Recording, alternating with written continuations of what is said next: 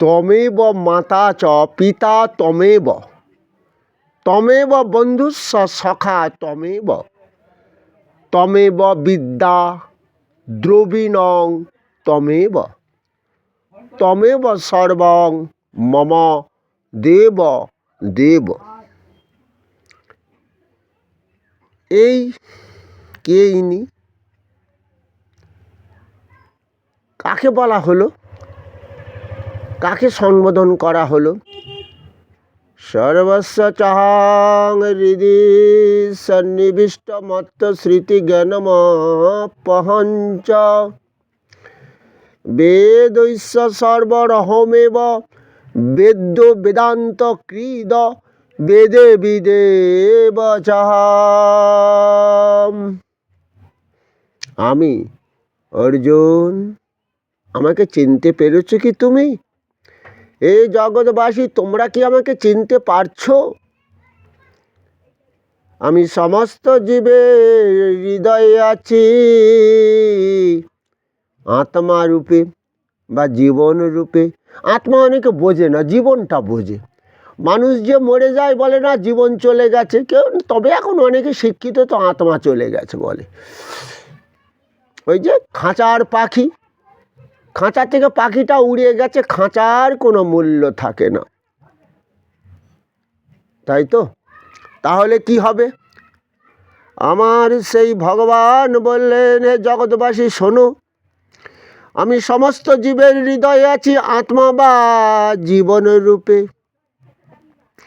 তাদের স্মৃতিশক্তি জ্ঞান আমি দান করে থাকি। তুমি ডাক্তার হলে, বড় ইঞ্জিনিয়ার হলে, মাস্টার হলে, কত কিছু হলে, বড় যোদ্ধা হলে, তুমি বড় চাষি হলে, যোদ্ধা হয়েছে তো অর্জুন বললে না আমি যুদ্ধ করতে পারবো না, যে ও যুদ্ধটা করবার শিক্ষা দান করেছি আমি কৃষ্ণ। ওই দেহযন্ত্র তৈরি করেছি আমি কৃষ্ণ, দেহযন্ত্রটাকে বাঁচিয়ে রেখেছি আমি কৃষ্ণ। তোমার হৃদয়ে আমি আছি আত্মা বা জীবন রূপে, দেহযন্ত্রটাকে বাঁচিয়ে রেখেছি আমি। শুধু তাই নয়, কারণ দৈনন্দিন যে তুমি যে কর্ম করবে, কর্মের ফলে শরীরের ক্ষয় হবে, এবং সেই ক্ষয়টা পূর্ণ করব কি করে? তপা মহামহাং বর্ষাং নিগৃহীণমুৎসৃজামি চ অমৃতং চৈব মৃত্যুস্য সচ্চম অর্জুন। আমি কৃষ্ণ জীবের কি করি জানো? বাঁচিয়ে রাখার জন্য সূর্য রূপে তাপদান করছি এই ধরিত্রী মাতার বুকে। এই ধরিত্রী মাতার বুকে আছে 3 ভাগ জল 1 ভাগ স্থল, সেটাকে এই ধরিত্রী মাতা তোমরা বলো।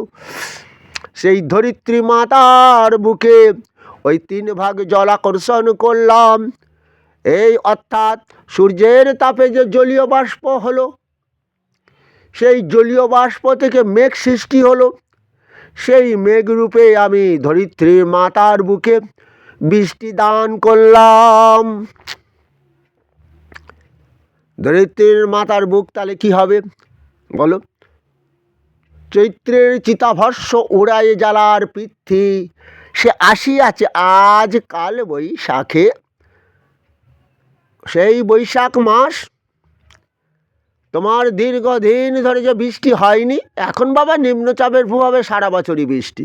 আবার একটা নিম্নচাপ হয়েছে, শ্রীলঙ্কা ঘুরে এখন কত দূর আসবে জানি না, বৃহস্পতিবার থেকে। আচ্ছা, তাহলে কি বলছে? দীর্ঘ সময় যে বৃষ্টি হয়নি, যেই বৈশাখ মাস পড়ল, আকাশে ঘন মেঘ ঘন বর্ষা, কুলে একা বসে আছি নাহি ভরসা। সেই মেঘ সৃষ্টি হলো, বৃষ্টি হবে। এখন আবার দেখি নাকি ওই রকম বৃষ্টি হয় না। কেমন হয়? মেঘ এক জায়গায় জমে, এক জায়গায় বৃষ্টি হয়, মেঘ খসে বৃষ্টি, একেবারে বন্যার সৃষ্টি করে দিল, বন্যার মতো বৃষ্টি। তাই আমরা সেই তো চলে গেছি। সেই পরম পিতাকে আশ্রয় করতে পারছি না, তাকে মানতে পারছি না, অবজ্ঞা আরম্ভ করে দিয়েছি। তো এই পরম পিতা দাপরে কি করেছিল জানো? কুরুক্ষেত্রের প্রান্তরে মহাপ্রলয় করেছিল, কিন্তু তিনি করেননি, কিন্তু করতে বাধ্য হয়েছিলেন। কি গো, বুঝতে পেরেছ? মানবগণ শ্রেষ্ঠ জীব। এই জীব যখন নিজের লাগাম খুলে দেয়, মানুষের মতো পশুর মতো আচরণ করে। কুকুরটা যে গৃহস্থের বাড়ি ঢুকেছে, রান্নাঘরে ঢোকার সুযোগ পেয়েছে, ওই কুকুর চিন্তা করবে না গৃহস্থর যে ছেলে মেয়েগুলো আছে, আমি একলা সব খেয়ে নিচ্ছি, ওরা দুপুরবেলা কি খাবে, একাই সে ভোগ করবে। মানুষের মধ্যে যখন এই পশুত্ব ভাব জাগে, তখন আমি কি করি? আমি কৃষ্ণ চেতনা অস্মি, জীবকে চেতনা দিই। যাদের মেরে ফেললাম তারা তো মরে গেল, কিন্তু যারা বেঁচে আছে তারাও যেন চিন্তা করে আমি কৃষ্ণ এই যুগে যুগে আবির্ভূত হই, সাকার রূপ ধারণ করি। অর্জুন, যেমন এটা দাপর যুগ, তোমার সখা হয়েছি, তোমার রথের সারথি হয়েছি, তুমি আমাকে চিনতে পারছো না, তাই তুমি কেঁদে আকুল। কৃষ্ণ, জ্ঞাতিবধ করা মহাপাপ। দুর্যোধনাদি আমাদেরই ভাই, আমাদের সময়টা খারাপ ছিল, তাই ওরা আমাদের বারানাবাতে লাক্সা গৃহ করে পুড়িয়ে মারার চেষ্টা করেছিল, আমাদের বনবাসে পাঠিয়েছিল। আমরা খাদ্যের অভাবে মারা যাব, তবুও আমাদের একটাই বিশ্বাস ছিল, রাখে হরি মারে কে, মারে হরি রাখে কে। বাবা হরি তো আমার জীবন, এই দেহের মধ্যে তিনি রয়েছেন আত্মা বা জীবন রূপে, এই দেহ যন্ত্র তিনি পরিচালনা করছেন। মায়ার জগতে কৃষ্ণ আমরা মোহিত হইনি, তোমারই তো কৃপায় একে একে দুঃখ আমরা ভোগ করেছি, কত কষ্ট পেয়েছি, এটা আমাদের কপালে ছিল, ভোগ করেছি কৃষ্ণ। তাই বলে ওই দুর্যোধনাদিকে আমি বধ করতে পারবো না কৃষ্ণ? তুমি জানো না কৃষ্ণ, এটা মহাপাপ হবে। আর ওই দেখো, আমাদের পিতামহ ভীষ্ম, গুরুদেব দ্রোণাচার্য, মাতা পিতামহ, মাতুলকুল, শ্বশুরকুল, হে কৃষ্ণ, এদের হত্যা করা তো শাস্ত্রে নেই।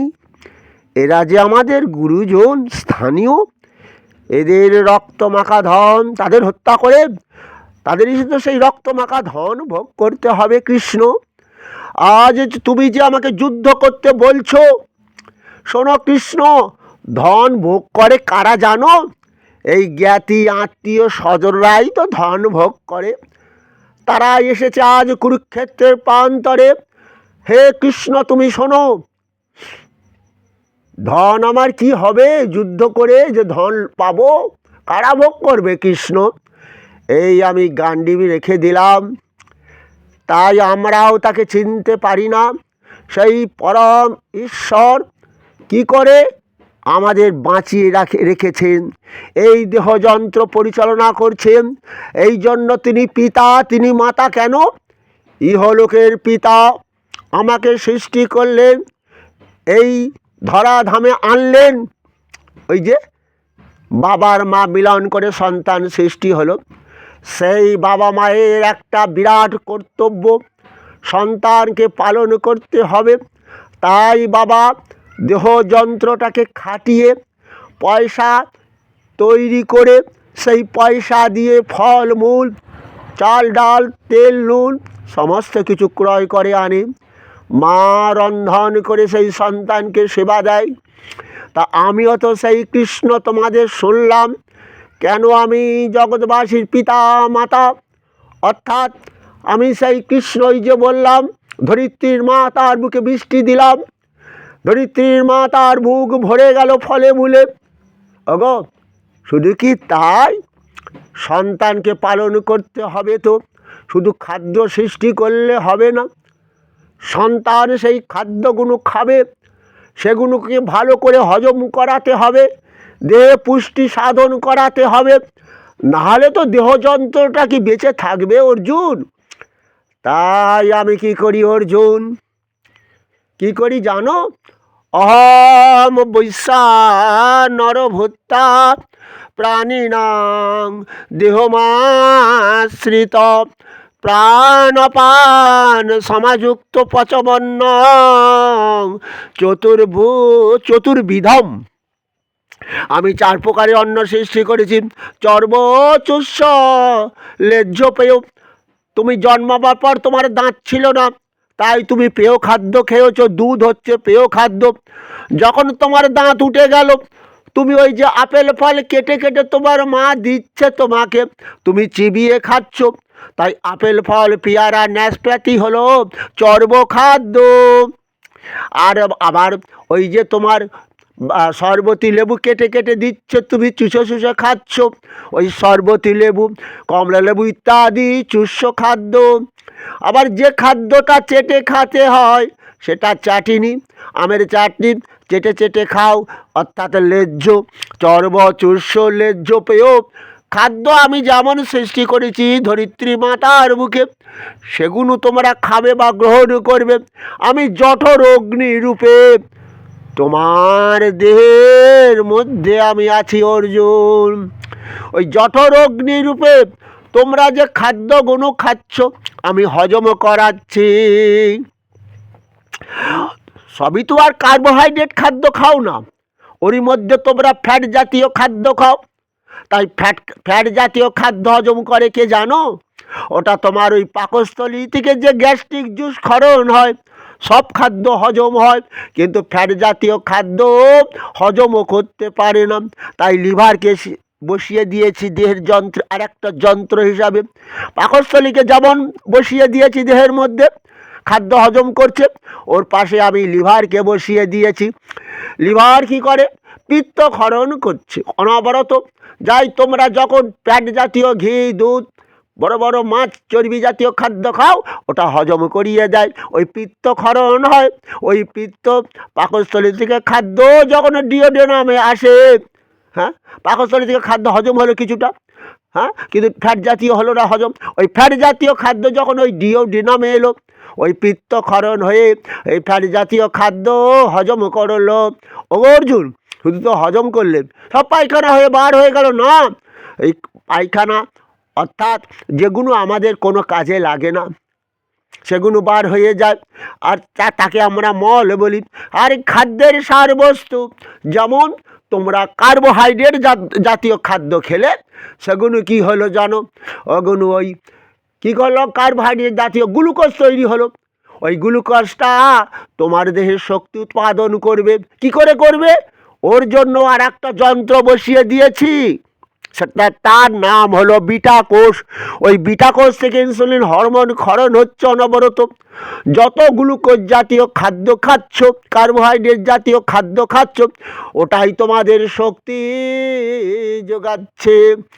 আর ওই দেহের মধ্যে যে টক্সিন বা বজ্র পদার্থ তৈরি হয়, ওই কিডনি তোমাদের কি করে, দেহ থেকে ওটাই কি শোনো, ওই রক্তের মধ্যে, রক্তের যে জলীয় অংশ অর্থাৎ টক্সিন জাতীয় পদার্থগুলো সব বার করে দেয় ওই কিডনি। তাই আমার কিডনি যখন ড্যামেজ হয়ে যায়, তখন ওই দেহটা ফুলে যায়, বিষাক্ত হয়ে যায়। মানুষ 1 মাস পায়খানা না করে বেঁচে থাকবে, কিন্তু প্রস্রাব বন্ধ হয়ে গেলে সে তো আর বাঁচবে না।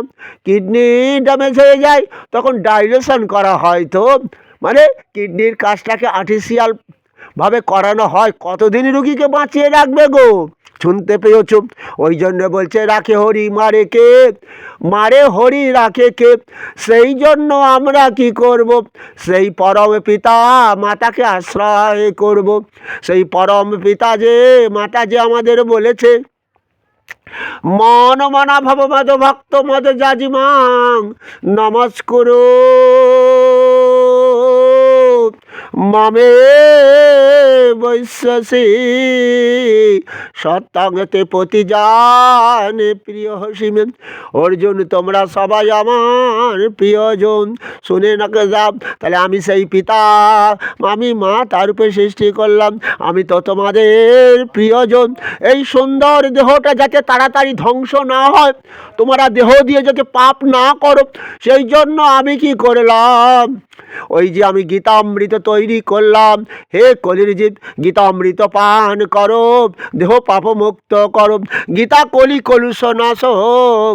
কলিতে যত পাপ হয়েছে, অর্থাৎ আকাশ বাতাস জল কি হয়েছে, দূষণ হচ্ছে, নূতন নূতন রোগের প্রাদুর্ভাব ঘটছে, তোমাদের অকাল মৃত্যু হচ্ছে। তাই শোনো অর্জুন, সেই কলিযুগের ভগবান বললেন, কি বললেন, প্রভু শ্রীকৃষ্ণ চৈতন্য নাম নিয়ে বললেন আমাদের চেতনা দেওয়ার জন্য। কি বললেন, কথাটা কি বললেন বলো, কৃষ্ণ নাম ভজনে হয় জীবের পাপ মুক্তির কারণ। কর্মভোগ রোগেতে ঔষধ রসায়ন, দেহে অনেক পাপ করেছ, অনেক রোগ হয়েছে, অনেক রসায়ন খাচ্ছ, কোনো রোগ তোমার সারবে না, এইভাবেই তোমাদের অকাল মৃত্যু হবে। সেই পরম ঈশ্বর তোমাদের মৃত্যু তো দেবে, কেন দেবে, ও দেহ পাপমুক্ত করে দেবে। তুমি যে সেই পরম পিতাকে আশ্রয় করেছ, তার জ্ঞানের কথা বিশ্বাস করেছ, গীতা জ্ঞান লাভ করেছ, গীতা অমৃত পান করেছ। কারণ মৃত্যুটা দেয় কে, সেই মৃত্যু সর্বহরস্বব। এর জন্য আমি কৃষ্ণজীবের কর্ম অনুযায়ী মৃত্যু দিব। তাহলে দেহ দিয়ে পাপ করলো, আমি গীতা অমৃত পান করেছি, আমার সেই পরম ঈশ্বর আমাকে মৃত্যু কি দিতে পারবে অর্জুন? তাই পিণ্ড খাবার চিন্তা, এমনকি মরার পরও তোমাদের সদ্গতি হয়ে যাবে দেহের, আর প্রেত লোকে যেতে হবে না, প্রেত জনি লাভ করতে হবে না, আমার কৃপায় তুমি আমার বৈকুণ্ঠ লাভ করবে। তাই তো কলির দ্বারে, জীবের দ্বারে দ্বারে বললেন, তোমরা ভজ কৃষ্ণ, বল কৃষ্ণ, ল কৃষ্ণ শিক্ষা।